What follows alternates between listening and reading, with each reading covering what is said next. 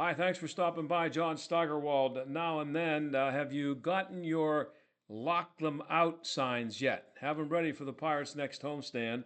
That needs to be the push here for Pirates fans and Pittsburgh sports media. And there's a piece here from a Pittsburgh guy named Mike DeCourcy at the Sporting News, ends the argument about the salary cap and how much baseball needs one and how it will be better for everybody in baseball if they get one. Okay, so I want to show you this.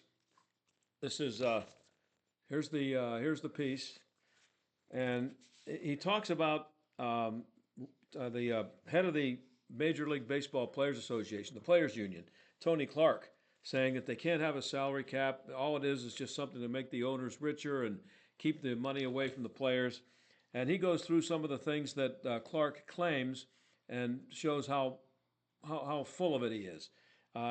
This is Clark says a salary cap historically has limited contract guarantees associated with it. Well, then DeCourcy points out point guard Shai Gilgeous-Alexander, I have no idea who that is, whose Oklahoma City Thunder won the title despite being located in the nation's 42nd market, Oklahoma City. He just signed for $285 million for 4 years. Okay, 42nd market.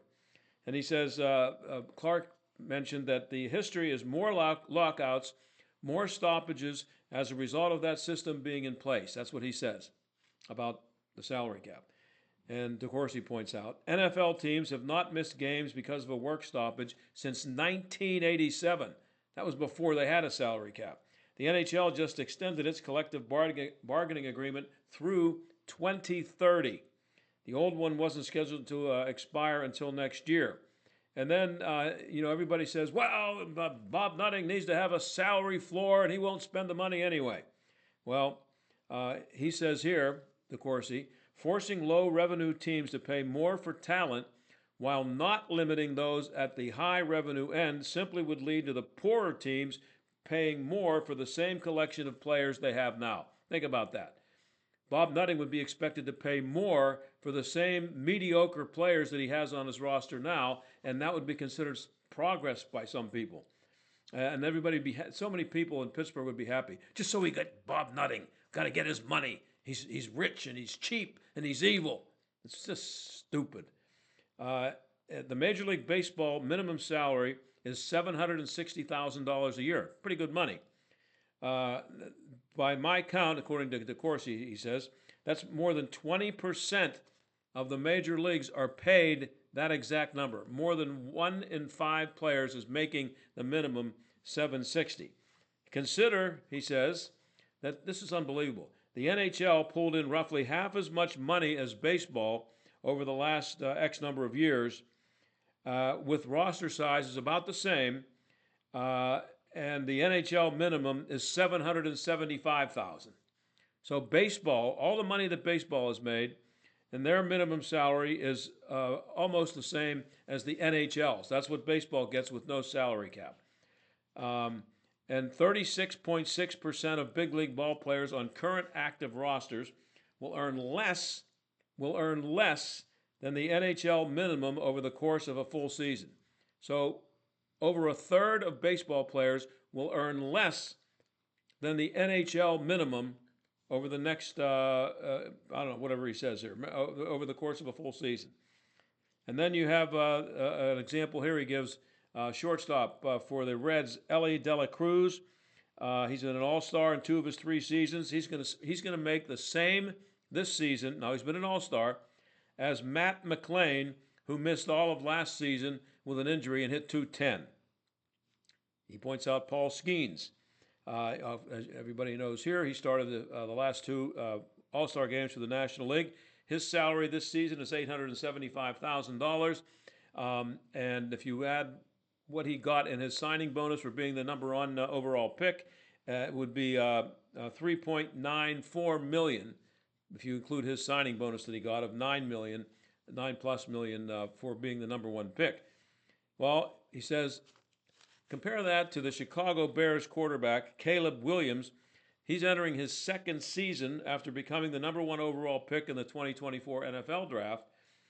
He's going to make $8.97 million in 2025, compared to $3.94 million for Paul Skeens, number one overall pick.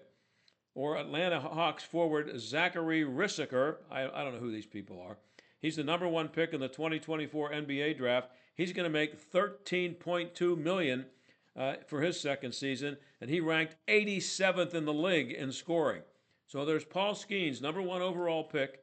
He's going to make, if you include his signing bonus in there, $3.94 million a year for 3 years, and these other guys are making $8 million, $9 million, $13 million. But baseball doesn't have a salary cap. These leagues do. And he also, this is the best stuff here for me, because I've been trying to point this out for a long time. He says, and this is again Mike DeCourcy in the Sporting News, Major League Baseball has created the greatest competitive imbalance in American male major league sports. The Dodgers have won 2 of the last 5 World Series, have been to the series 4 times in the last 8 years, have had 2 losing seasons since the turn of the century. The Yankees haven't had any. No losing seasons for the Yankees. The 5 smallest markets have averaged 16 losing seasons since 2000. That's 25 years, 16 losing seasons, average for those teams.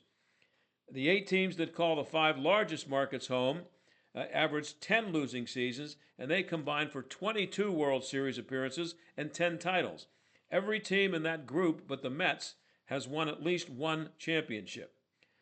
And then the people like to point out that the NFL doesn't have, or that the Major League Baseball doesn't have back-to-back World Series champs, and the NFL does.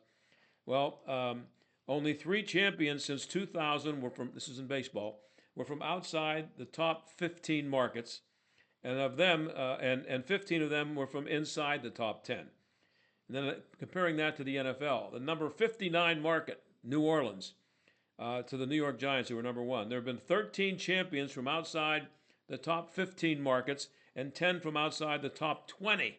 That's in the NFL over the same period of time. And Major League Baseball attendance, by the way, hasn't gone up since 2007. The NFL is going up every year, and Major League Baseball is struggling.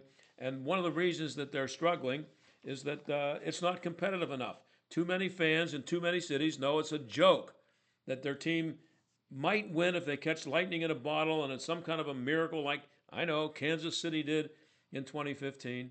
But the average baseball fan now who doesn't live in New York, LA, Chicago, the top 5 or 6 or 7 or 8 or 10 markets, the average baseball fan, he doesn't think his team's going to win. And it may be, going to have a decent season once in a while. The Pirates pulled it off for 3 years there, from 13 through 15. But baseball needs a salary cap. And fans in Pittsburgh, I'm going to say it again, fans in Pittsburgh need to stop worrying about Bob Nutting. Stop talking about how much money he spends or doesn't spend. Same with the media. Somebody send this, tell them what I did here, or send them the piece from Mike DeCourcy in the Sporting News. Find it online. Send it to them, to the media. That should be required reading for every person in the Pittsburgh media so that they never bring up Bob Nutting's cheapness again and start focusing on locking them out. Thanks.